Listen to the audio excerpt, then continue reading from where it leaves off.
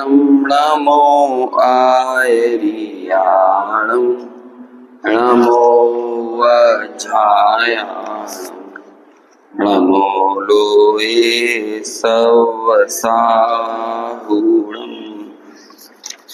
मंगलम भगवान वीरो मंगलम गौतमो गणी मंगलम कुंद कुंदाद्यो जैन धर्मोस्तु मंगलम सर्वमंगल मांगल्यम सर्वकल्याणकारकम प्रधानम सर्वधर्मानं जैनम जयतु शासनम् जैनम जयतु शासनम् वंदित सर्वसिद्धे धूमचलमणोऽमं गदिं पत्ते वोच्छामि समय बाहुड मृणमो सुध केवली भणितम् नमः समय साराय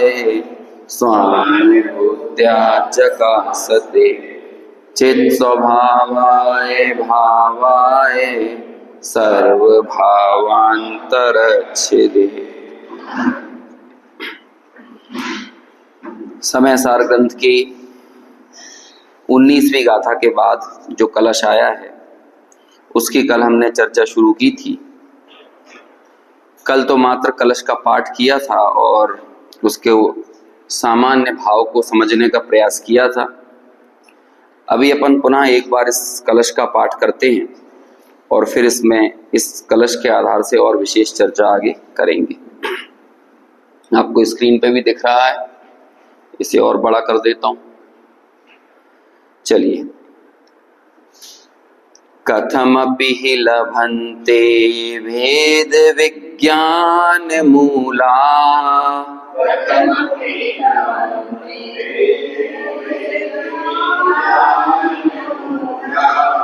मचलित मनुभूतिं ये स्वतो वान्यतो वा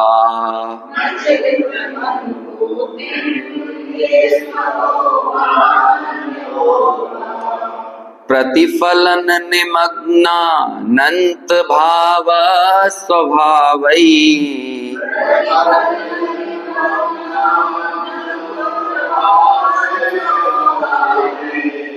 मुकुरवद विकारः सन्त तं स्युस्त एव।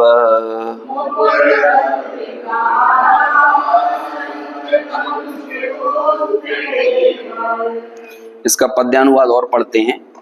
यहाँ स्क्रीन पर भी मैं उसे निकाल देता हूं।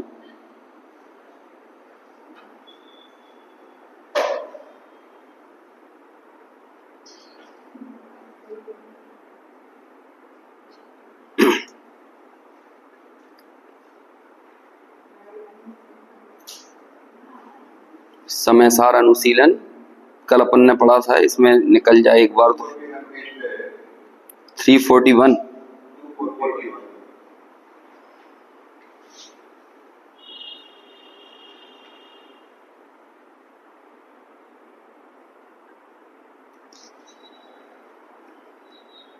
इसमें तो अनुशीलन ही लगाया था, ग्रंथ तो अपने पास। हाँ हाँ, क्योंकि दूसरी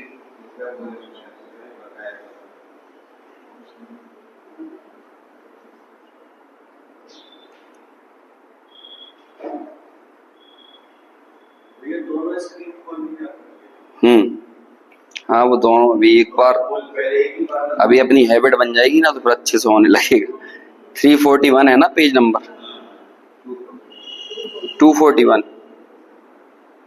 214।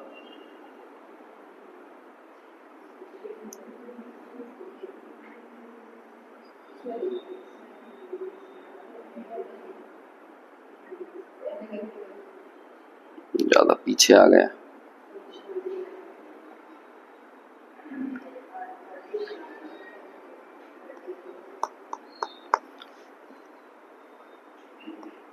चलिए ये निकल आया है। चलिए इससे पढ़ते हैं। अभी एक दो बार हैबिट बन जाएगी तो फिर जल्दी जल्दी बनने लगेगा। जैसे भी हो स्वतः अन्य के उपदेशों से, वेद ज्ञान मूलक विचल अनुभूति हुई है। ज्ञेयों के अगणित प्रतिबिंबों से वे ज्ञानी, अरे निरंतर दर्पणवत रहते अविकारी। देखिए, अपन पिछली गाथाओं में जो चर्चा कर रहे थे वहां पर दो बातों पर बहुत बल दिया गया था कि इस आत्मानुभूति रूपी कार्य की सिद्धि दो तरह से, जिसे मूल रूप से हो सकती है, एक तो निसर्ग से और एक अधिगम से। निसर्ग से होने वाली आत्मानुभूति के लिए क्या कहा था? उसे कहा था स्वयं बुद्धत्व। और किसी अन्य के उपदेशों से यदि कोई आत्मानुभूति की प्राप्ति होती है जिसमें वो निमित्त बनता है तो उसे क्या कहते हैं? उसे बोधित बुद्धत्व कहते हैं। अब आपको इन दोनों में से कैसे भी हो, लेकिन काम होना चाहिए। यदि हम सूक्ष्मता से जाकर उस कार्य के कारण को तलाशते हैं तो वहां हमें ये पता चलता है कि कारण एक कार्य के होने में अनेक कारण मिलते हैं।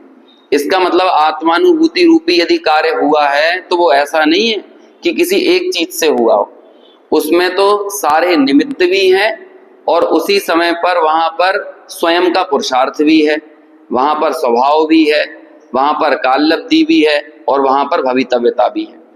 लेकिन होता क्या है कि जो कारण हमें प्रत्यक्ष रूप से विशेष नजर आता है हम उसे प्रमुख कर कर कहने लगते हैं। अब आचार्य ये कहते हैं इस श्लोक में कि देखो, आप ज्यादा कारण को समझ पाओ ना समझ पाओ, लेकिन ये कार्य यदि हो गया ना तो हमारे सारे प्रयोजन सिद्ध हो गए।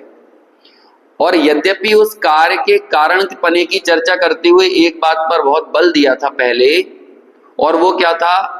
जब उपपत्ति और अनुपपत्ति वाली बात आई थी ना, कि यही साध्य की सिद्धि का एकमात्र अनिवार्य मार्ग है, तो उसमें कहा था ऐसा होने पर साध्य की सिद्धि की उपपत्ति होती है और ऐसा नहीं होने पर साध्य की सिद्धि की अनुपपत्ति है। उपपत्ति और अनुपपत्ति की चर्चा में हमने ये सब देखा था, अविनाभावी संबंध क्या होता है। वहां पर एक चीज और आपने सुनी होगी, अन्वय व्यतिरेक। सुना है? अन्वय व्यतिरेक किसे कहते हैं? अन्वय किसे कहते हैं? जिसके होने पर कार्य हो वो अन्वय कहलाता है, और जिसके नहीं होने पर कार्य ना हो वो क्या कहलाता है? व्यतिरेक। ये अन्वय व्यतिरेकी संबंध भी कार्य और कारण में ही घटित होता है। जैसे कि हम दो तरह के कारणों को मुख्य रूप से जानते हैं। कौन कौन से कारण हैं? एक होता है निमित्त कारण और एक होता है उपादान कारण। अब किसी भी कार्य के होने में कौन सा कारण स्वयं कार्य रूप से परिणमित होगा, वो कारण कौन सा कहलाता है? उपादान कहलाता है ना। देखो, ये परिभाषाएं तो हम लोगों ने पहले सुनी होंगी, लघु जैन सिद्धांत प्रवेशिका में भी है और भी बहुत बहुत जगह पर। और ये चीजों को समझना बहुत जरूरी है, क्योंकि ये सारे नयों के जो कथन होते हैं ना, इसमें ये दो कारणों को ही मुख्यता और गौणता होती है। जब जब हम निमित्त की तरफ आगे बढ़ने लगते हैं वो सारे कथन व्यवहार नय प्रधान होते जाते हैं, और जब हम निमित्त को गौण करके उपादान की तरफ बढ़ते हैं तो वही कथन क्या कहलाने लगता है? है ना, निश्चय के कथन कहलाते हैं। क्योंकि ये दो कारणों की व्यवस्था कैसे बनाई गई है? एक इनमें से होता है अंतरंग कारण और एक होता है बहिरंग कारण। निमित्त होता है बहिरंग कारण और उपादान होता है अंतरंग कारण। अंतरंग कारण क्यों कहते हैं उपादान को? क्योंकि जो कार्य है ना, कार्य कारण में से आया है कि कारण के बाहर से आया है? जो कार्य हुआ है, कार्य कोई पर्याय भी कहते हैं, है ना, बहुत सारे नाम आते हैं कार्य के लिए। अलग अलग समय पर हमें किस बात को किस एंगल से समझाना है उसके लिए आचार्यों ने अलग अलग शब्दों की व्यवस्था की है। जैसे कि जब द्रव्य और पर्याय की चर्चा चल रही होगी तो पर्याय का कारण किसको कहा जाता है? द्रव्य को कहते हैं। द्रव्य पर्याय काय में से आई? द्रव्य में से ही तो आई। तो द्रव्य कौन हो गया? कारण हो गया। और पर्याय क्या हो गई? उसका कार्य हो गई। तो निमित्त उपादान में भी यही चर्चा निकलती है कि जो कार्य हुआ है वो कार्य आया कहां से, कहीं बाहर से आया है कि उस द्रव्य में से ही, या उसका मूल कारण में से हुआ है। जैसे सम्यक दर्शन है, आत्मानुभूति एक कार्य है, मान के चलो सम्यक दर्शन एक कार्य है। अब ये सम्यक दर्शन कहां से आया, लेकिन हम ये कहने लगे उपदेश से आया, तो उपदेश से उपदेश मिला तो सम्यक दर्शन हुआ। यदि हमने ऐसा कहा तो ये कथन कौन से नय का हो गया, व्यवहार नय का। क्यों हो गया, क्योंकि आपने निमित्त को देखकर बात कही है। जैसे जैसे हम निमित्त की तरफ बढ़ते हैं तो क्या कहलाने लगता है, वही चीज वो व्यवहार कहलाने लगता है। और जब हम निमित्त को गौण करते जाते हैं, देखो निषेध नहीं बोल रहे हैं, क्या बोल रहे हैं, उसे गौण, मतलब जब भी कोई कार्य होगा तो 100% कोई ना कोई चीज पर अनुकूल होने का आरोप आएगा ही आएगा। लेकिन जब हम ये सुन लेते हैं कि अनुकूल होने का आरोप आएगा, इसका मतलब ये नहीं कि चाहे जो कुछ भी, चाहे जिस किसी के ऊपर वो आरोप आ जाए। आरोप हमेशा किस पर आएगा, होने योग्य निमित्त पर ही आरोप आएगा, हर किसी पर नहीं आएगा। और इसके संबंध में गुरुदेव श्री बहुत अच्छे समझाते थे, जैसे कि धर्म द्रव्य जो कि गति हेतुत्व में निमित्त है, यानी जीव और पुद्गल की जब भी गति हो रही है तो कौन के कारण हो रही है, निमित्त धर्म है, और उपादान कौन है, वो स्वयं ही है। लेकिन स्वयं की योग्यता से गमन करने वाले जीव और पुद्गल में कभी भी आरोप अधर्म द्रव्य पे नहीं आएगा, कभी भी आरोप आकाश पर नहीं आएगा, काल पर नहीं आएगा। निमित्त होने योग्य कार्य ही निमित्त बनता है। निमित्त होने योग्य कोई भी जो समान अनुकूल वस्तु है ना, निमित्त होने योग्य होगी उस पे ही बनेगा, हर किसी पर वो कभी भी नहीं बनेगा।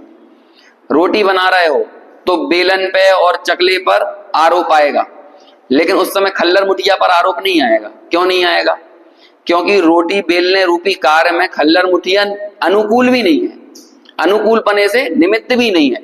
अब रोटी बनी तो कैसे बनी, अब उसका अंतरंग कारण कौन हो गया, तो वो हो गया आटा, अंतरंग कारण। लेकिन उसी समय अनुकूल कौन रहा, जिसके ऊपर आरोप आ रहा है, तो वो कौन हुआ, वो हो गया आपका जो बहुत सारी चीजें हो सकती हैं, वो बाई हो सकती है, वो आपका चकला हो सकता है, बेलन हो सकता है, बहुत चीजें हो सकती हैं। ऐसे ही अभी ये उदाहरण को छोड़ो, एक कार्य है जो हमारे लिए यहाँ पर जिसकी प्रेरणा दे रहा है, वो कार्य क्या है, सम्यक दर्शन ही है ना। आत्मान, आपको से जो नाम देना है दो, लेकिन हम सब लोग जिस शब्द से सबसे ज्यादा मुग्ध हैं, जिस शब्द के प्रति, वो शब्द का नाम सम्यक दर्शन है ना। क्योंकि हम और सबकी बेचैनी यदि किसी चीज में है तो वो किस चीज के लिए है, सम्यक दर्शन की। अब देखो ये सम्यक दर्शन रूपी कार्य होना है, ये कहां से निकलेगा, जिसके लिए कलश की पहली लाइन बोल रही है, कथमपि लभन्ते भेद विज्ञान मूला, है ना, ऊपर आपको दिख रहा होगा, कथमपि लभन्ते। आप ये मत समझना कि मैं कहाँ की बातें कर रहा हूं, ये मैं कथमपि शब्द को समझा रहा हूं। कथमपि मतलब ये बोलना है कैसे भी हो, लेकिन कैसे भी का मतलब आप कतई ये मत समझ लेना कि आचार्य के दिमाग में योग्य कारण का निषेध बरत रहा है। योग्य कारण का निषेध नहीं है, वो तो ये कह रहे हैं देखो हम आपको समझाते हैं, कभी स्वभाव की तरफ से समझाते हैं, कभी पुरुषार्थ की तरफ से समझाते हैं, कभी काललब्धि की तरफ से, कभी भवितव्यता से, और कभी निमित्त से भी समझाते हैं। अब तुम्हें इनमें से जो समझ में आ जाए, अब भले तुम निमित्त समझो, लेकिन निमित्त से कार्य अकेला नहीं हो रहा है, निमित्त तो वहां पर विद्यमान है, कार्य तो बाकी चार भी वहां पर चीजें हैं। तुम्हें हो सकता है निमित्त समझ में नहीं आ रहा, काललब्धि समझ में आ गई, ठीक है काललब्धि समझ लो, लेकिन कार्य होना चाहिए तुम्हें, चाहे काललब्धि वहां पर हाईलाइट हो, चाहे स्वभाव हो, चाहे पुरुषार्थ हो, चाहे भवितव्यता हो, चाहे निमित्त हो, कैसे भी हो। क्या कह रहे हैं, कैसे भी हो। अब कैसे भी हो कहकर कभी ये मत समझ लेना कि आचार्य जो हैं, एक होता है अनेकांतिक है हेत्वाभास, क्या नाम है उसका, आप कम लोग हो इसलिए मैं इस तरह के शब्द प्रयोग कर रहा हूं, अभी थोड़े लोग बढ़ जाते हैं तो ऐसे शब्दों को बोलने से ही मैं परहेज करता हूं। अब आप सब लोग सहिष्णु हो चुके हो, सहिष्णु मतलब इन शब्दों को सुनने की आप में सामर्थ्य डेवलप हो गई है, नहीं तो कई बार नए लोगों के सामने ऐसे शब्द प्रयोग करो तो वो ये मान लेते अब हमें सुनना ही नहीं है, आने ही नहीं है, हमारे दिमाग में घुसेगा ही नहीं। ये क्या होता है अनेकांतिक हेत्वाभास, इसका मतलब ये हेतु का आभास, हेतु यानी होता है कारण, और जो कारण नहीं हो कारण बने का आभास देता हो वो क्या कहलाता है? हेत्वाभास। समझ गए? जैसे कि इस कार्य के होने का हेतु कौन है, तो जो वास्तविक कारण हो वो हेतु कहलाता है, और जो कारण नहीं हो वो क्या कहलाता है? हेत्वाभास। तो एक हेत्वाभास होता है अनेकांतिक। अनेकांतिक मतलब कुछ निर्धार नहीं है, इससे भी काम होता है, इससे भी काम होता है, इससे भी काम होता है, इससे भी होता है, इससे भी होता है। आपने सब लोगों का समन्वय कर दिया, सबसे काम होता है। जो समन्वयवादी लोग होते हैं ना, अब वो समन्वयवादी सब जगह माथा टेकते फिरते हैं, लेकिन वो कहीं माथा नहीं टेकते, किसी के सामने नहीं झुकते, क्योंकि उनके लिए उनकी श्रद्धा सबके प्रति झुकती है। ऐसे कहते हैं कि अनेकांतवाद तो है जैन दर्शन में, लेकिन अनेकांतिक हेत्वाभास नहीं है। अब यदि कोई इस शब्द का मतलब ये निकाल दे कैसे भी हो वेद विज्ञान की प्राप्ति, तो कैसे भी का मतलब क्या हो गया? चाहे तो कुदेव के दरवाजे पर चले जाओ, चाहे साईं बाबा के मंदिर पे जाओ, चाहे दरगाह शरीफ में जाओ, लेकिन सम्यक दर्शन होना चाहिए। कोई ये मतलब निकाल सकता है कि नहीं इससे? कथम अपि ही लभन्ते वेद विज्ञान मूला। देखो, अरे लोग बाग ऐसे अर्थ निकालते हैं। देखो अमृत चंद्राचार्य खुद लिख रहे हैं कैसे भी हो, मतलब सम्यक दर्शन कैसे भी हो सकता है ये अर्थ निकालती। ऐसा बिल्कुल भी नहीं है। योग्य कारण ही कार्य रूप से परिणत होता है, अयोग्य कारण कभी कार्य रूप से परिणत नहीं होता। अलग अलग समय हम क्या है, हम सब लोग छद्मस्त जीव हैं। हमें वस्तु को समझने के लिए टुकड़ों टुकड़ों में चीजों को समझना पड़ता है। ऐसे ही जब ये कहा ना टोडरमल जी ने, एक कार्य के होने में अनेक कारण मिलते हैं। अब होता क्या है कि हम सब कारणों को हमारी बुद्धि एक साथ ग्रास्प नहीं कर पाती, वो प्रमाण का विषय है। सारे कारणों को एक साथ देख पाने की सामर्थ्य किसके पास है? प्रमाण के पास है, और प्रमाण केवल ज्ञानी के पास होता है। बाकी श्रुत ज्ञान जो हम सब लोगों के पास है, इस श्रुत ज्ञान के विकल्पों में एक ही चीज काम आती है, उसे बोलते हैं नय। तो हमारी ये मजबूरी है कि हमें एक ही वस्तु को टुकड़ों टुकड़ों में तोड़ तोड़ कर समझना पड़ता ही है। छोटे दादा एक उदाहरण दिया करते थे कि हाथी को तौलना है। अब बोलो कैसे तौलोगे हाथी को? अब हमारी बुद्धि का तो विषय नहीं है हाथी को तोलना, तो हम कैसे तौलेंगे हाथी को?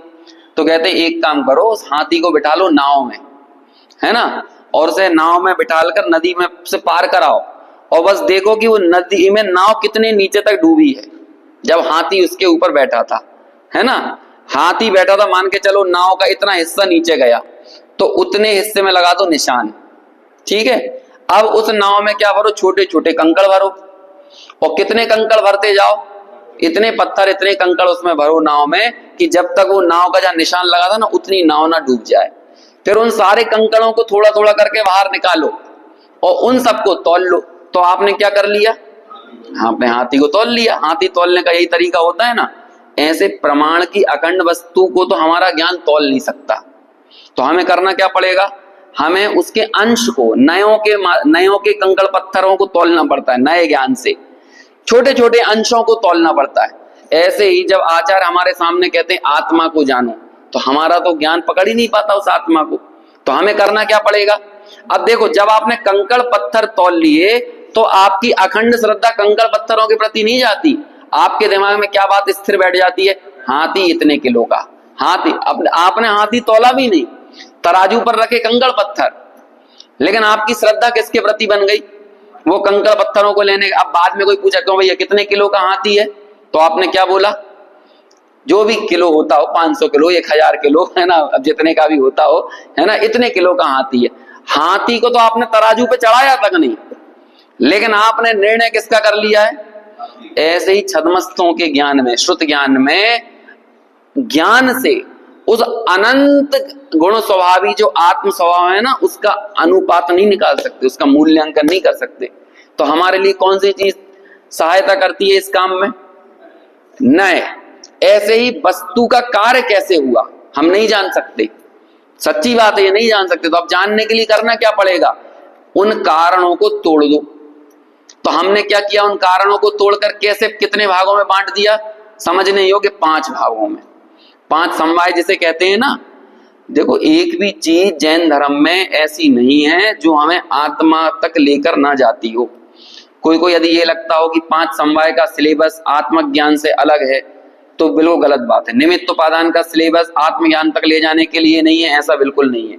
सारा सिलेबस जैन शासन का कतरा कतरा सिर्फ एक बात के लिए ही समर्पित है कि हम जैसे भी करके आत्मा को तौल सके, इसीलिए तो कर रहे हैं हम। अब देखो हाथी तौलने के लिए कितने प्रयास किए होंगे, नाव लाई होगी, फिर मुश्किल से नाव में हाथी को चढ़ाया होगा, फिर निशान लगाया होगा, है ना, फिर उसके बाद उसे बाहर निकाला होगा, फिर उसमें से फिर कंकड़ पत्थर डाले होंगे। अब ये सब मेहनत का काम है कि नहीं है, उद्यम होता है कि नहीं इसमें। अभी यही चीज हमने पढ़ी थी कि नहीं, बहुत उद्यम से राजा को जानो, पढ़ के आए ना 17-18 नंबर की गाथा में। और फिर बाद में ऐसे ही बहुत उद्यम से आत्मा को जानो। अब आत्मा को जानने के लिए ये दोनों ही नयों के कथन मिलेंगे, व्यवहार के और निश्चय के, निमित्ताधीन कथन भी मिलेंगे और उपादान वाले कथन भी मिलेंगे। लेकिन अब इन सब को जानकर हमें किसी एक का पक्ष नहीं पाल लेना है। दृष्टि में क्या आना चाहिए, दृष्टि में इस बात का नक्की होता है, देखो हमारे हाथ में निमित्त जुटाना है नहीं, क्योंकि निमित्त हमेशा परद्रव्य होता है, परद्रव्य के ऊपर आरोप आता है। तो परद्रव्य में आप कर क्या सकते हो, जैसे कह रहे हैं कथम अपि ही लभन्ते भेद विज्ञान मूलात्, तो उपदेश को मिलाना। अरे उपदेश तो मिल जाएगा जब आपके पास अपने स्वभाव का जोर आएगा, क्योंकि सम्यक दर्शन रूपी कार्य कहां से होगा। सवाल बार बार यही पूछ रहे, सम्यक दर्शन कहां से निकलेगा, किसकी पर्याय है सम्यक दर्शन, उसका वास्तविक कारण कौन है, कौन है सम्यक दर्शन का कारण। देखो पंचास्तिकाय में एक गाथा आती है, बहुत अच्छी गाथा है, अभाव का कभी उत्पाद नहीं होता और भाव का कभी नाश नहीं होता। इतनी सी बात समझ लो तो आदमी बेफिक्र हो जाए। अभाव का कभी भी उत्पाद नहीं होता और भाव का कभी भी नाश नहीं होता। अभी ये बताओ कि है ना, बहुत अच्छी, क्या नाम है उस गाथा का, अभी गाथा एकदम याद नहीं आ रही, नत्थि उपपज्यति अभावा और भावा जायते, ऐसे ही करके गाथा है। कभी भी अभाव का उत्पाद नहीं होता और भाव का कभी भी नाश नहीं। अभी इस इतनी सी गाथा से समझो मेरे में ऐसा कौन सा भाव है जिसका कभी नाश नहीं होता, कौन सा भाव है वो, एक ज्ञान भाव है ना। ये ज्ञान भाव किसी भी पर्याय में जाए इसका कभी भी अभाव होने वाला नहीं है, और अभाव का कभी भी उत्पाद नहीं होता। अब अभाव क्या है, ज्ञान में जिस चीज का अभाव है ज्ञान में कभी उसका उत्पाद नहीं होगा। आत्मा में कभी जड़ता का उत्पाद नहीं होगा। आत्मा में स्पर्श रस गंध वर्ण का यदि अभाव है तो आत्मा में कभी स्पर्श रस गंध वर्ण का उत्पाद नहीं होगा। स्पर्श रस गंध वर्ण जहां जिसमें होते हैं उसमें ही होंगे, आत्मा में कभी ये होने वाले नहीं है। अब इतनी सी बात जान के आप ये सोचो कि सम्यक दर्शन की पर्याय किससे आलिंगित है, सम्यक ज्ञान की पर्याय किससे आलिंगित है, सम्यक चारित्र की पर्याय किससे आलिंगित है। आलिंगित मतलब सम्यक चारित्र के चप्पे चप्पे में कौन, सम्यक ज्ञान के चप्पे चप्पे में कौन, सम्यक दर्शन के चप्पे चप्पे में कौन कौन विद्यमान है। एक ज्ञायक, एक ज्ञान स्वभाव, एक सामान्य तत्व, आपको जो नाम देना हो वो देते रहो। नाम में आत्मा नहीं है, आत्मा तो जहां है सो वहां है। समझ में आया ना।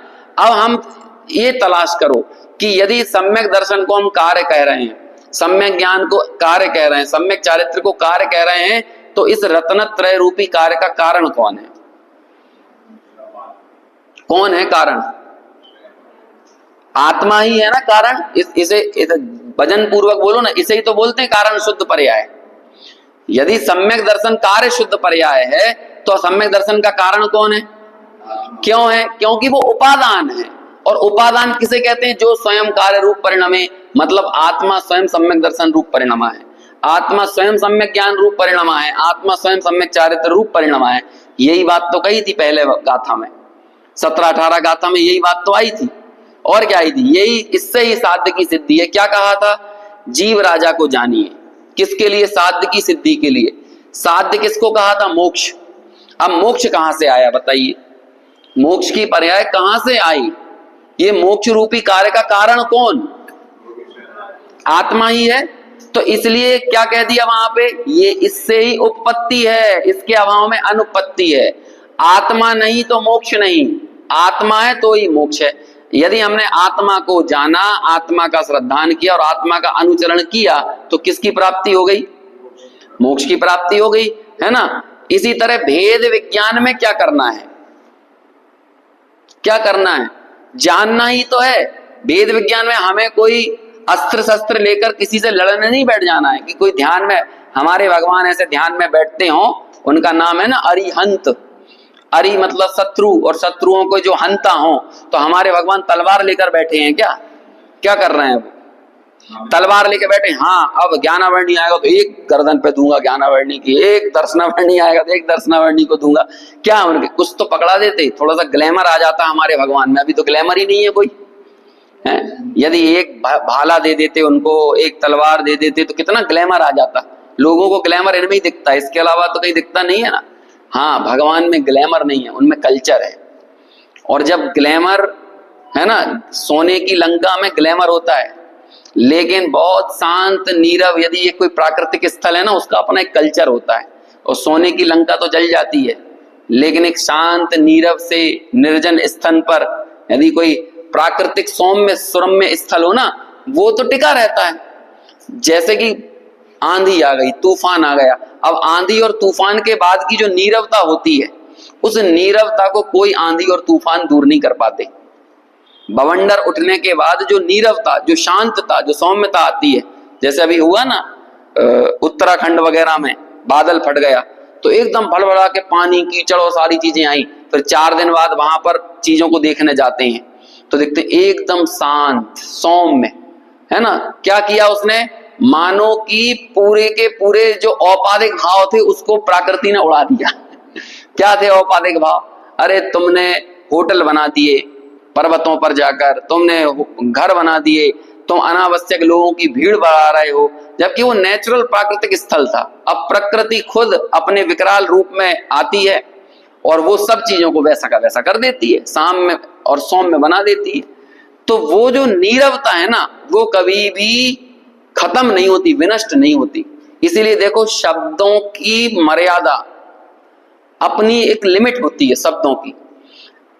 शब्दों को चाहे कितने ही महिमा मंडित करके हम बोल लें, कितने भी उतार चढ़ाव के साथ, अलंकारों के साथ हम शब्दों का प्रयोग करें, लेकिन आप शब्दों से थक ही जाओगे। मैं कितने भी अच्छे शब्दों का प्रयोग करूं, आधे घंटे 1 घंटे और भी मेरे से ज्यादा चपल चतुर लोगों को यहाँ पर बोलने के लिए ला दिया जाए, लेकिन आपके लिए एक न एक लिमिट तो आएगी ना कि आप थक जाओगे। लेकिन आप मौन बैठे रहो, बोलो। अब उस नीरवता से कब थकान होगी। लेकिन हाँ, यदि अंदर में विकल्पों की तरंगें उछल रही होंगी और आप उस नीरवता को स्वीकार नहीं करोगे, तब जरूर आप बेचैन हो जाओगे। लेकिन आप भीतर में यदि उन विकल्पों की ऊहापोह से बाहर निकल गए और आपने अपने साम्य सौम्य शांत उस नीरव रस का आनंद लिया, आस्वादन लिया, तो आप देखोगे कि उसके वेदन का मजा ही अलग है। और सारे शब्द हमें वास्तव में उस मौन तक ले जाने के लिए, इसके अलावा और किसी चीज के लिए नहीं है। हमारे भगवान भी उस नीरवता के साथ, और वो नीरवता कैसी है, जहां पर भाव का ही निरंतर उत्पाद हो रहा है, ज्ञान भाव में ही वो निरंतर परिणत हो रहे हैं। और वो ज्ञान भाव की महिमा ऐसी है कि उस ज्ञान भाव में निरंतर पूरा लोकालोक आ रहा है। लेकिन देखो, वो लोकालोक ज्ञान में आने पर ज्ञान स्वभाव को जरा सा भी विचलित नहीं करता, हिलाता नहीं है, ज्ञान को ज्ञान ही बना रहने देता है। और भगवान भी किसका मजा ले रहे हैं, वो लोकालोक की पिक्चर का कि ज्ञान भाव का, वो निरंतर ज्ञान भाव। अब यही तो हमें लेना है। भेद विज्ञान और किसे कहते हैं, बस ज्ञेय भावों को और ज्ञान भावों को दोनों से भिन्न जानना, दर्पण को और दर्पण में झलकने वाले विषयों को एक दूसरे से भिन्न जानना। और जब तक आप इस भिन्नता के साथ अपना जीवन जीते रहोगे, आप आनंदित रहोगे। तो वो आनंद हमको मोक्ष में जाकर मिलेगा कि वो आनंद की शुरुआत यहीं हो जाएगी। जैसे केवल ज्ञानी निरंतर भेद विज्ञान से युक्त होकर आनंद का उपभोग कर रहे हैं, ऐसे ही उस भेद विज्ञान से युक्त होकर हम आप सभी यहाँ पर आनंद का उपभोग कर सकते हैं। इसलिए कल या परसों शायद 6 डाला की क्लास में एक बात आई थी कि कषायों में खींचतान नहीं चलती। कषायों के साथ आप खींचतान नहीं कर सकते, कषायों से सिर्फ आप भेद विज्ञान कर सकते हो। और हमारे साथ क्या दशा होती है, हम खींचतान करने लगते हैं। मैं इतना गुस्सा कैसे हो गया, मेरे को इतना गुस्सा क्यों आता है, तो हम गुस्से को पकड़ पकड़ कर दबाना चाहते हैं। गुस्से को नहीं दबा सकते आप, गुस्से को पकड़कर आप गुस्से से ज्ञान भाव को भिन्न अनुभव किए बगैर गुस्से को कभी खत्म नहीं कर सकते। ऐसे ही अहंकार को, मायाचारी के परिणाम को, लोभ के परिणाम को, हास्य, रति, अरति, शोक, भय, जुगुप्सा, इन सब को ये कह रहे हैं ये है मुक्ति का वास्तविक मार्ग। और ये बात यदि हमें समझ में आ गई तो हम ही हो गए स्वयं बुद्ध। और यदि किसी के समझाने से समझ में आ गई तो हम ही हो गए बोधित बुद्ध। जो बोधित बुद्ध होता है वही कथनचित स्वयं बुद्ध भी होता है, और जो स्वयं बुद्ध होता है वही कथनचित बोधित बुद्ध होता है। जो आज का स्वयं बुद्ध है वो कभी ना कभी का बोधित बुद्ध है, और जो अभी का बोधित बुद्ध है वो भी आगे चलकर स्वयं बुद्धि होने वाला है। इसलिए स्वयं बुद्धत्व में बोधित बुद्धत्व समाया हुआ है, बोधित बुद्धत्व में स्वयं बुद्धत्व समाया हुआ है। और इन सब बातों को जब आप नहीं समझ पाते तो फिर अमृत चंद्राचार्य कह देते हैं भैया चाहे बोधित बुद्धत्व से समझो चाहे स्वयं बुद्धत्व से समझो, लेकिन समझ जाओ, है ना। तब जाकर वो लिखते हैं कथमपि लभन्ते भेद विज्ञान मूला। ये है कैसे भी हो, क्या करना है, भेद विज्ञान। फिर क्या करना है, अचिलितम अनुभूतिम ये स्वतो वान्यतो वा। देखो उसका अर्थ क्या लिखा है ना, फिर से अभी एक बार फिर से पढ़ते हैं अपन। ये अनुवाद जो है हिंदी का पढ़िए, देखिए सामने स्क्रीन पर दिख रहा है आपको। जय उपदेशों से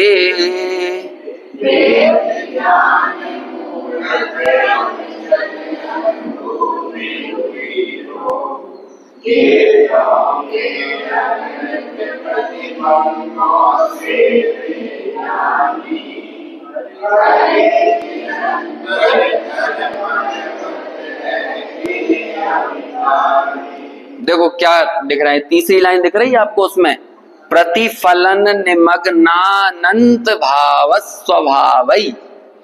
प्रतिफलन, प्रतिफल क्या बोलते हैं, प्रतिफल यानी अपने में प्रतिबिंबित होने वाले, प्रतिफलन है ना। चाहे प्रतिबिंब शब्द का इस्तेमाल होता है कई बार प्रतिफलन, क्योंकि वो गेय भाव कहाँ फलित हो रहे हैं, यहां पर फलित हुए ना, तो वो गेयों का ये जो प्रतिबिंब बन रहा है इसी के लिए क्या शब्द प्रयोग किया यहाँ पे, प्रतिफलन निमग्ना अनंत भाव स्वभावई।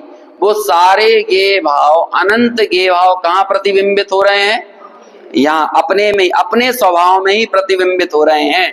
और कैसे, मुकुर वद विकारा, मुकुर वद अविकारा। मुकुर वद यानी क्या होता है, मुकुर कोई बोल, मुकुर वद यानी दर्पण, दर्पण की तरह सारे के सारे अनंत गेय कहां पर प्रतिफलन हुए, यहां पर हुए। लेकिन अविकारा, लेकिन इसके बावजूद भी वो मुझे विकारी बना देते हैं क्या, नहीं। जैसे दर्पण जितना अविकारी होगा उतने ज्यादा गेय उसमें झलकेंगे, ऐसे ये ज्ञान भाव जितना अविकारी होगा उतने ही ज्यादा गेय इसमें झलकेंगे।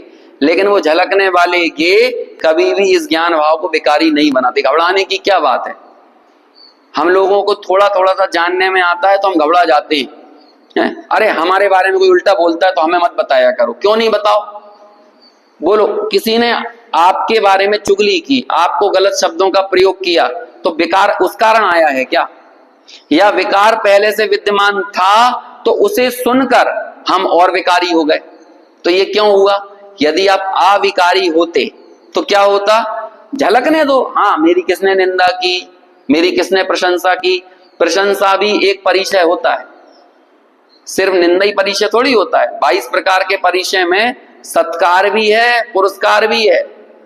सत्कार पुरस्कार है कि नहीं, तो क्यों कहते हैं सत्कार और पुरस्कार को भी परिचय क्यों कहते हैं। अरे लोग हमारी तारीफ करते हैं तो भी हम बहुत विकल्पों से युक्त हो जाते हैं। अकेले निंदा करने पर ही विकल्प खड़े नहीं होते, बल्कि कोई तारीफ करे, प्रशंसा करे, तब भी तो कितने विकल्प खड़े हो जाते हैं, और तब भी चंचलता आती है। उस चंचलता में हम अपने आप को देखना बंद कर देते हैं। तो इसलिए इसे क्या कहते हैं, आप जानने में आने वाली चीजों से मत घबराओ। बल्कि आपका ज्ञान जितना निर्मल होता जाएगा आप तो और ज्यादा जानोगे, और ज्यादा जानोगे। ये सब रिद्धियां होती हैं। कभी शास्त्र पढ़ पढ़ के द्वादशांग का ज्ञान नहीं होता। कैसे होता है द्वादशांग का ज्ञान? एक गौतम गणधर भगवान के समो शरण में पहुंचे और अंतर्मुहूर्त लगा था उनको शुद्ध केवली होने में। अंतर्मुहूर्त, अब अंतर्मुहूर्त में आपको क्या लगता है? सारे शास्त्र पढ़ लिए थे उन्होंने। हम लोग तो यहाँ पर इतने दिन से पढ़ रहे हैं, हमें एक गाथा याद नहीं होती है ना। मैंने 12 गाथाओं का बोला है, वो याद नहीं हो रही है? तो वो उनको अंतर्मुहूर्त में पूरा द्वादशांग आ गया। कैसे आया होगा? बताओ क्या हुआ होगा? ज्ञान को जुटाने की चेष्टा मत करो, निर्विकारी बनने की कोशिश करो। लोग वाक हमसे कहते हैं कई बार कि आपको ये सब कैसे याद हो जाता है? छोटे से 2 साल के बच्चों को फिल्मी गाने कितने जल्दी याद होते हैं? कैसे होते हैं याद? जहां रुचि पड़ी होती है वो चीजें अपने आप अपने दिमाग में बैठती जाती हैं। आप उस चीज से बहुत तेजी से रिलेट कर लेते हो अपने आप को। तो आप जैसे जैसे जिनवाणी से, तत्व ज्ञान से अपने आप को रिलेट करते जाओगे, ये सारी की सारी रिद्धियों की तरह प्रकट होती जाती हैं। सारा ज्ञान निर्मल होता जाता है। हम लोग पहले ही इतना नेगेटिव माइंडसेट के साथ जाते हैं, हम कभी जिनवाणी नहीं समझ पाएंगे। हमें कभी इतनी बड़ी बड़ी बातें, शास्त्रों की बातें समझ में, इतना नेगेटिव माइंडसेट रहेगा, आपको समझ में नहीं आएगा। गुरुदेव श्री 6वीं पास थे, समझ रहे हो? 6वीं पास थे, लेकिन अब गुरुदेव के ऊपर विदेशों में सेशन होते हैं। अभी जब मैं गया था ना 2 साल पहले, तो वहां पर 3 घंटे का गुरुदेव का सेशन था, गुरुदेव के ऊपर कि गुरुदेव की निमित्त उपादान के ऊपर क्या दृष्टि थी।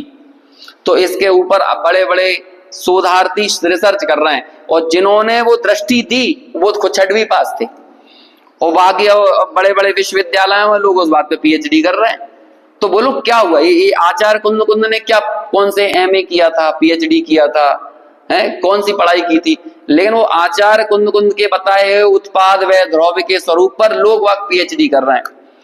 बताने का प्रयास ये है कि हम लोग उस क्षयोपशम ज्ञान के पीछे तो भागते हैं, लेकिन अपने आप को निर्विकारी बनाने के लिए हमारा कोई प्रयास नहीं होता।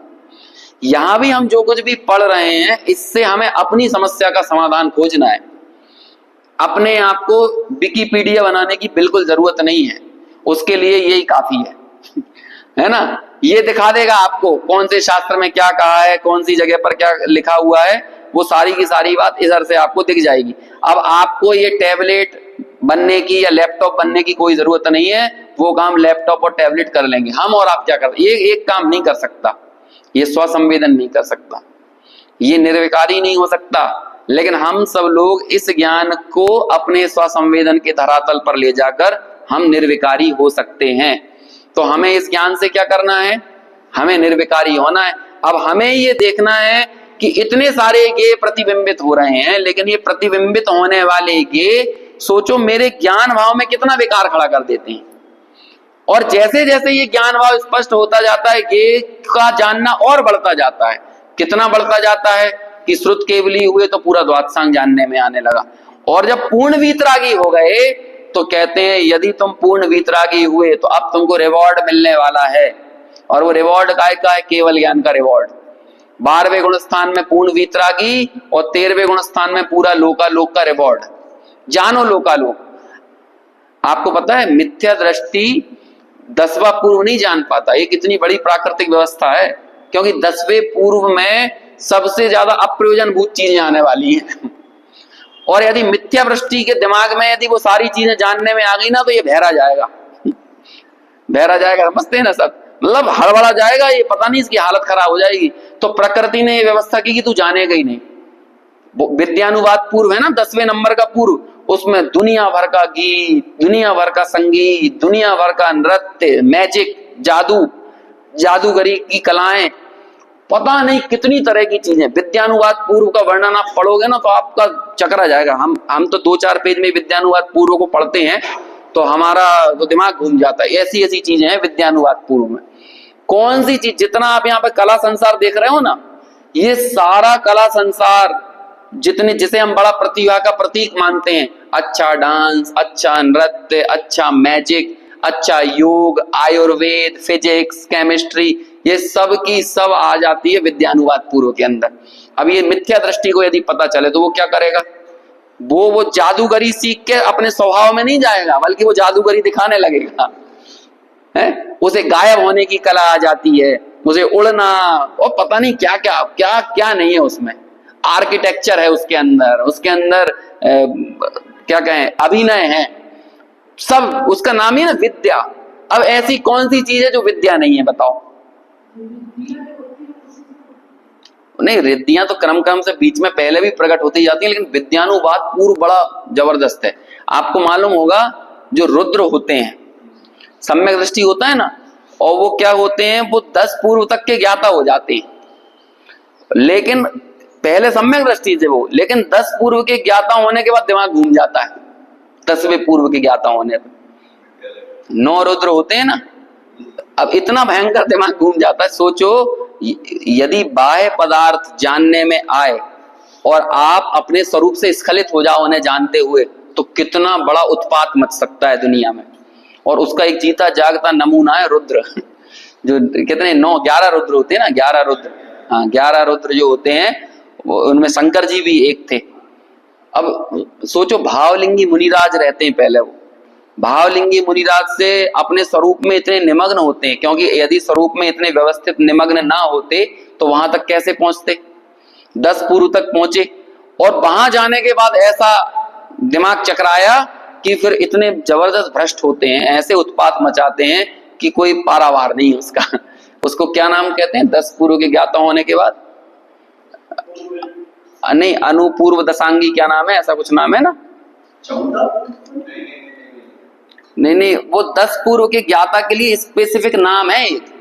11 अंग और 10 पूर्व के ज्ञाता के लिए स्पेसिफिक, बिल्कुल स्पष्ट नाम है, अनुपूर्व दशांगी, ऐसा कुछ नाम है उसका। ओ वहीं जाने क्या, अब उसको अलग से नाम क्यों दिया? क्योंकि 10वें पूर्व की विशेषता है। अब आप देखो, 10वें पूर्व को, जब 10वां पूर्व पचाने की सामर्थ्य के लिए स्वभाव का बल जरूरी है, तो केवल ज्ञान को पचाने के लिए कितनी निर्विकारता और कितना स्वभाव का बल चाहिए। और हम लोग किसके पीछे भागेंगे? केवल ज्ञान के पीछे भाग रहे हैं। केवल ज्ञान के पीछे मत भागो, इसे निर्विकार बनाओ। और इसे निर्विकार कैसे बना सकते हैं? जितना भेद विज्ञान प्रचुर होगा उतने उतने हम निर्विकार बनेंगे। और भेद विज्ञान कैसे प्रचुर होगा? मैं परद्रव्य जो भी जानने में आ रहा है, अनुभाव्य तो मेरे हैं ही नहीं, ये भी मेरे नहीं है, और गेयों को जानने की बाध्यता भी मेरे पास नहीं है। गे जानने में आए सो आए, लेकिन गेय को जानने की कोई जिम्मेदारी नहीं है मेरी। ये हर द्रव्य का एक प्रमेयत्व नाम का गुण होता है, लेकिन जीव के पास ये जिम्मेदारी है क्या उन सबका प्रमेयत्व गुण टिका कर रखना? मैं क्या बोला हूं, समझ में आया आपको? प्रमेयत्व गुण किसे कहते हैं? जिस शक्ति के कारण द्रव्य किसी ना किसी के ज्ञान का विषय जरूर बनता। अब द्रव्य को छोड़ो, मान के लो एक द्रव्य पकड़ लो, आकाश द्रव्य पकड़ो। आकाश द्रव्य के पास एक गुण है, कौन सा गुण है? धर्म द्रव्य के पास भी, अधर्म के पास भी, उसका नाम है प्रमेयत्व गुण। अभी आपको एक गाथा मिलेगी, लोग बाग ये समझ नहीं पाते गाथा क्यों लिखी है, कि मैं धर्मादि नहीं हूं, मैं तो ज्ञायक भाव हूं। यहां तक तो समझ में आता था मैं पुद्गलादि नहीं हूं, लेकिन मैं धर्मादि नहीं हूं ये क्यों कहा है? ये सोचना चाहिए ना। हम लोग धर्म से तो कभी एकाकार करते ही नहीं है।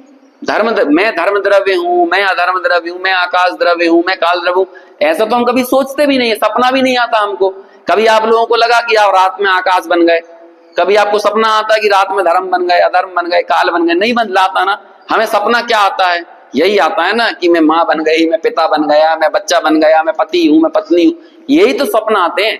हमारे सपने असमान जाति पर्याय तक ही चलते हैं, हमारे स्वप्न में भी विचार नहीं आता मैं धर्म बन गया। फिर आचार्य क्यों लिखते हैं मैं धर्म नहीं? क्यों लिखा? क्योंकि धर्म द्रव्य के प्रमेयत्व गुण को टिकाए रखने की जिम्मेदारी तुम्हारे ऊपर नहीं है। मतलब तुम इस बात के बोझ से भी बाहर निकल जाओ। दिमाग में ये बोझा भी मत रखना कि तुम्हें धर्म द्रव्य को जानना है। समझ में आया? इससे क्या बताना चाहा? पर द्रव्य के साथ तुम्हारे गे ज्ञायक संबंध है। आचार्य एक जगह ये कह रहे हैं कि गे ज्ञायक संबंध है, लेकिन ज्ञायक के पास ऐसी कोई बाध्यता नहीं है कि वो गेयों को जाने। स्वभाव उसे कहते हैं कि गे स्वयं जानने में आए। ज्ञायक का बस एक ही काम है, ज्ञायक बने रहना, बस इसके अलावा कोई काम नहीं। और ज्ञायक को ज्ञायक बने रहने के लिए भी कोई एफर्ट लगाना पड़ता है क्या? कि जिस कारण से मेरा ज्ञायकपना चला जाए। अरे अरे ज्ञायकपने को संभाल के रखो, नहीं तो कहीं मैं जड़ ना बन जाऊं, कहीं मैं जड़ ना बन जाऊं। इसके लिए कुछ जिम्मेदारी को निभाना पड़ेगा ना, कभी हमें सोचना पड़ेगा, कुछ तो करना पड़ेगा। अरे स्वभाव को टिकाए रखने के लिए यदि मेहनत करना पड़े तो स्वभाव कैसा, ये शब्द को समझो। स्वभाव कहते किसे हैं? हमारे दिमाग में स्वभाव स्वभाव सुनकर स्वभाव वास्तव में कहते किसे हैं, हमें इसकी महिमा ही बाहर निकल गई है। अब भेद विज्ञान में क्या काम हुआ? भेद विज्ञान मतलब जितना जितना भेद विज्ञान प्रवीण में आपकी प्रवीणता बढ़ रही है, भेद विज्ञान जितना जितना प्रौढ़ होता जा रहा है। सम्यक दर्शन में तो भेद विज्ञान का बस जन्म होता है, बस। भेद विज्ञान प्रौढ़ कब होता है? देखो, भेद विज्ञान का जन्म हुआ तो सम्यक दृष्टि, भेद विज्ञान का जन्म हुआ तो 41 प्रकृतियों का संबर, जन्म होते के साथ। लेकिन भेद विज्ञान जब जब प्रौढ़ होता है तो क्या हुआ आगे बढ़ के, जैसे जैसे मैं विज्ञान घन होता गया वैसे वैसे आश्रमों से निवृत्त होता गया, और जैसे जैसे आश्रमों से निवृत्त होता गया वैसे वैसे गुणस्थान बढ़ते गए, और जब गुणस्थान बढ़ते गए, जब मैं पूरी तरह से आश्रमों से निवृत्त हो गया तो मुझे क्या मिल गया? मुझे पूरा लोकालोक मिल गया। अब हमें लोकालोक मिल गया मतलब पूरा लोकालोक ज्ञान का विषय बन गया। लेकिन पूरा लोकालोक ज्ञान में झलक रहा है, प्रतिबिंबित पूरी गेयावली पर चिन्मयता को आंच नहीं। पढ़ते हैं नहीं? उसी सिद्ध पूजन की लाइन थी शायद जो उस दिन हमने पढ़ी थी, कितनी अच्छी लाइन है। प्रतिबिंबित पूरी गेयावली, जिस ज्ञान में पूरे गे प्रतिबिंबित हो रहे हैं, ऐसा लगता है कि मानो ज्ञान में घुस गए हों, लेकिन इसके बावजूद भी चिन्मयता को आंच नहीं। समझ गए हो? उन गेयों की आंच चिन्मय पर नहीं लगती। ये उदाहरण तो यहां दे रहे हैं कि दर्पण के बाहर झलकने वाली अग्नि पूरी की पूरी दर्पण में आ गई, लेकिन बोलो उसने दर्पण को कितना जला दिया? उस अग्नि की कौन सी आंच दर्पण पर पड़ गई? नहीं पड़ी ना। हम लोग कितने निश्चल हैं दर्पण को और अग्नि को भिन्न भिन्न देखकर। ऐसे ही तो कह रहे हैं, ऐसे ही ज्ञान में रागादि झलकते हैं, ज्ञान में कर्मादि झलकते हैं, नौकर्म झलकते हैं, संसार शरीर भोग झलकते हैं, उन्हें भोगने का भाव झलकता है। लेकिन इसके बावजूद भी वो झलकन कभी ज्ञायक में नहीं मिलती है।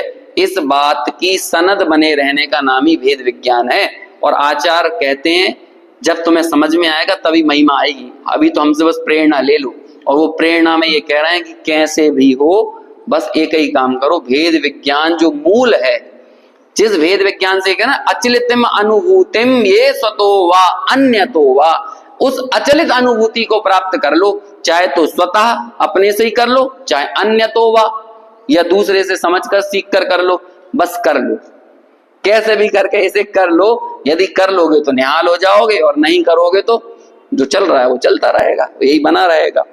इस तरह से दर्पण का उदाहरण यहाँ पर प्रस्तुत करके उसी ज्ञान भाव की शरण लेने की यहाँ पर प्रेरणा दी।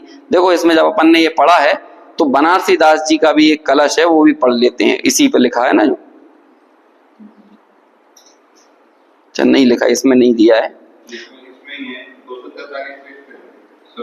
हाँ मिल गया सब, ये देखो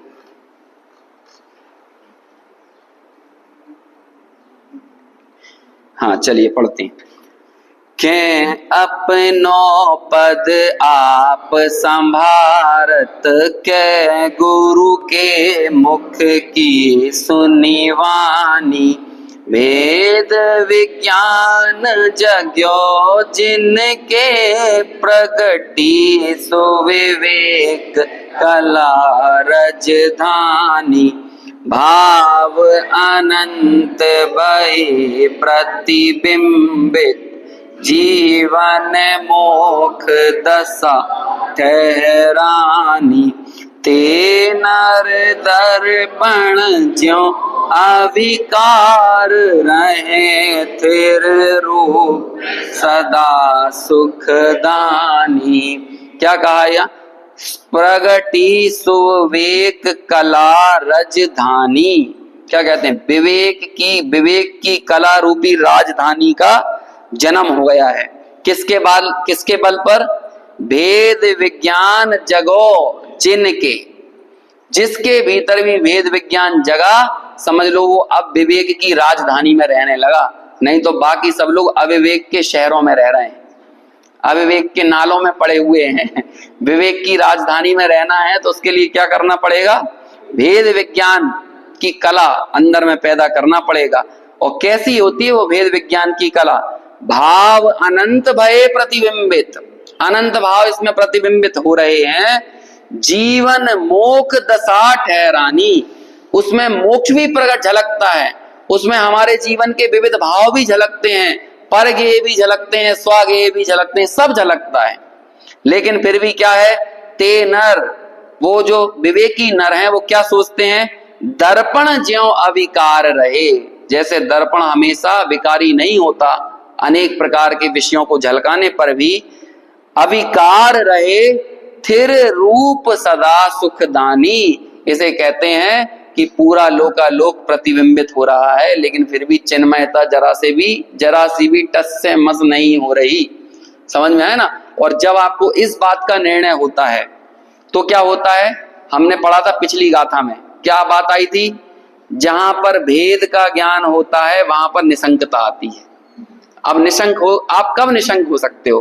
आपका डर कब निकल सकता है? आपका तनाव कब दूर हो सकता है? जब हमें ये बात पता चलेगी कि ये झलकने वाले जितने भी अनुभाव्य हैं या झलकने वाले जितने भी ज्ञेय हैं, अनुभाव्य अनुभव में नहीं घुसते, ज्ञेय कभी भी ज्ञान में नहीं घुसता। और ये दोनों ही सदा सदा जैसे वज्र की दीवार हो दोनों के बीच में, ऐसे ही ज्ञान और ज्ञेय के बीच में भी ऐसी ठोस दीवार है जिसके कारण ज्ञेय और ज्ञान आपस में कभी मिलते नहीं है। जैसे ही हमें इस बात का श्रद्धा होता है, ज्ञान होता है, इसका अनुचरण हम करते हैं, तब हमारी निशंकता बढ़ती है। निशंकता बढ़ती है, निकांक्षा, निर्विचिकित्सा, सारे जितने गुण हैं वो इसी के बल पर प्रकट होते चले जाते हैं। ऐसी भेद विज्ञान की कला अपनी भी प्रकट हो, इस भावना से चर्चा को यहीं पूरा करते हैं। कल से अपनी 20, 21, 22 तीन गाथाओं का एक साथ युग्म है, इन गाथाओं की चर्चा आगे अपन शुरू करेंगे।